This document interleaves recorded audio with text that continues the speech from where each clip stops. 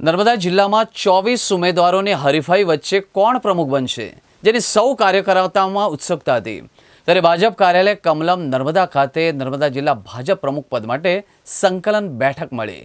પ્રદેશ ઉપપ્રમુખ મહેન્દ્ર પટેલની ઉપસ્થિતિમાં બેઠક થઈ અને ભાજપના દિગ્ગજ નેતાઓની ઉપસ્થિતિમાં બેઠકમાં નવા પ્રમુખની જાહેરાત થઈ, જેમાં નર્મદા જિલ્લા ભાજપ પ્રમુખ પદ માટે નીલ રાવની જાહેરાત કરવામાં આવી હતી।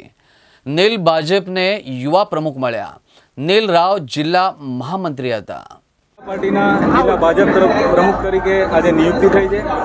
અમારા વડીલોનું માર્ગદર્શન અને પ્રદેશના જે કંઈક કાર્યક્રમો હશે અને જિલ્લાની અંદર ભાજપને વધુમાં વધુ કેવી રીતના મજબૂત કરી શકાય અને સમગ્રતાનો વિચાર અને બધાને એક રસ કરીને જિલ્લાનો વિકાસ પણ કેવી રીતના થાય અને બધા જ લોકો ભેગા મળી અને નર્મદા જિલ્લાની જે આપણી કલ્પના છે નંદનવન જિલ્લો બનાવવાની એને સાકાર કરીશું। દેશના વડાપ્રધાન નરેન્દ્રભાઈ મોદીએ ખૂબ મોટી અપેક્ષા નર્મદા જિલ્લા જોડે રાખી છે। સ્ટેચ્યુ ઓફ યુનિટી જેવો મોટો પ્રોજેક્ટ આપણને આપ્યો છે અને આ જિલ્લાની અંદર ભારતીય જનતા પાર્ટીના કાર્યકર્તાઓ ખૂબ સારી રીતના કામ કરી રહ્યા છે।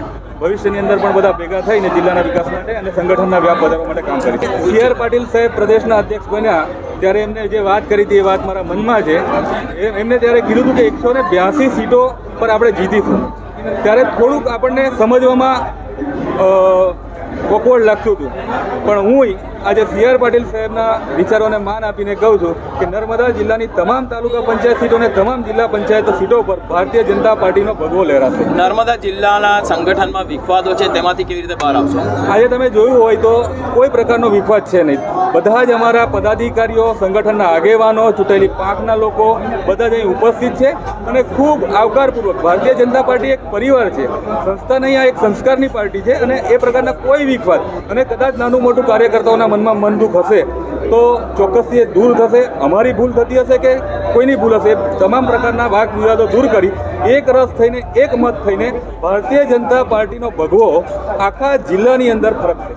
બસ સાહેબના જે યુવાઓને આગળ કરી અને જે વિકસિત ભારતની યાત્રા ચાલી રહી છે એની અંદર 2047 સુધીમાં જે વિકસિત ભારતનો સંકલ્પ છે એની અંદર યુવાનોને જે આગળ કર્યા છે એના ઉદાહરણ સ્વરૂપે પણ કદાચ આ જવાબદારી મને મળી હશે અને મારા જિલ્લાના શીર્ષ નેતૃત્વ આદરણીય મનસુખભાઈ વસાવા, ઘનશ્યામભાઈ પટેલ, દર્શનાબેન દેશમુખ, મોતીભાઈ વસાવા, હર્ષદભાઈ વસાવા, શબ્દશરણભાઈ તડવી અને મારાથી સિનિયર એવા અનિરુદ્ધસિંહ ગોયલથી લઈને પ્રકાશ વ્યાસથી લઈને બધા જ અમારા જે સિનિયર આગેવાનો છે એ સૌના આશીર્વાદથી આ